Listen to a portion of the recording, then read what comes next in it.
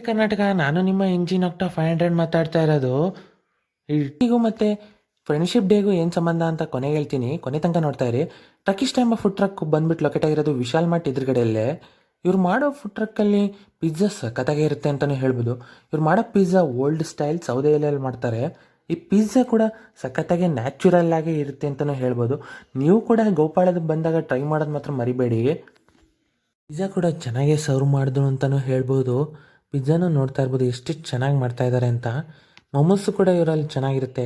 ನೀವು ಕೂಡ ವೆಜ್ ಮೊಮೋಸ್ ಮತ್ತು ನಾನ್ ವೆಜ್ ಮೊಮೋಸ್ನ ಬಂದಾಗ ಟ್ರೈ ಮಾಡೋದು ಮರಿಬೇಡಿ, ಚೆನ್ನಾಗಿರುತ್ತೆ ಟೇಸ್ಟ್ ವೈಸ್ ಬಂದಾಗ. ನೋಡ್ತಾ ಇರ್ಬೋದು ಪಿಜ್ಜಾದಲ್ಲಿ ಯಾವ ಥರ ಟಾಪಿಂಗ್ಸ್ ಹಾಕ್ತಿದ್ದಾರೆ ಅಂತ. ಇವ್ರು ಏನಪ್ಪ, ನಾನು ಆವಾಗಲೇ ಫ್ರೆಂಡ್ಶಿಪ್ಪಿಗೂ ಟ್ರಕ್ಕಿಗೂ ಏನೋ ಸಂಬಂಧ ಐತೆ ಅಂತ ಹೇಳಿದ್ನಲ್ಲ, ಆ ಸಂಬಂಧ ಏನಿಲ್ಲ ಕಣ್ರಿ. 4 ಇಯರ್ಸ್ ಬ್ಯಾಕ್ ಲಾಕ್ಡೌನ್ ಆದಾಗ ಇವರು ಫ್ರೆಂಡ್ಸು ಇವರಿಗೆ ಹೆಲ್ಪ್ ಮಾಡಿದ್ರಂತೆ ಈ ಫುಡ್ ಟ್ರಕ್ ಹಾಕೋಕ್ಕೆ, ಮತ್ತು ಈ ಐಡಿಯಾಸನ್ನು ಕೊಟ್ಟಿದ್ರಂತೆ. ಸೊ ಹಂಗಾಗಿ ಈ ಫ್ರೆಂಡ್ಶಿಪ್ ಡೇ ದಿವಸ ಇವ್ರ ಫ್ರೆಂಡ್ಸ್ ಜೊತೆ ಇರೋ ಫ್ರೆಂಡ್ಶಿಪ್ ಬಾಂಡು ಇನ್ನೂ 100 ವರ್ಷ ಕಾಲ ಚೆನ್ನಾಗಿರಲಿ ಅಂತ ಆಶೀರ್ವಾದ ಮಾಡ್ತಾ ನಾವು ತೊಗೊಂಡ್ವಿ ಪೆರಿ ಪೆರಿ ಫ್ರೈಸು. ಆಮೇಲೆ ತೊಗೊಂಡಿದ್ದೆ ವೆಜಿಸ್ಟಾ ಪಿಜ್ಜಾ ಅಂತ. ಎರಡೂ ಕೂಡ ಟೇಸ್ಟ್ ವೈಸ್ ಬಂದಾಗ ಸಖತ್ತಾಗಿ ಇಟ್ಟರು ಕಣ್ರಿ. ನಮಗೊಂದು ಕೊನೆಗೊಂದು ಫೈನಲ್ ಆಗಿ ಅವರು ಒಂದು ಡೆಸರ್ಟ್ ಕೊಟ್ಟರು. ಡೆಸರ್ಟ್ ಕೂಡ ಟೇಸ್ಟ್ ವೈಸ್ ಬಂದಾಗ ಹೋಮ್ ಮೇಡ್ ಡೆಸರ್ಟ್ ಅಂತ ಇದು ಸಖತ್ತಾಗೇ ಇತ್ತು ಕಣ್ರಿ. ಹಾಗೆ ನನ್ನ ಪೇಜ್ನ ಸಬ್ಸ್ಕ್ರೈಬ್ ಮಾಡಿ, ಲೈಕ್ ಮಾಡಿ ಮತ್ತು ಶೇರ್ ಮಾಡಿ.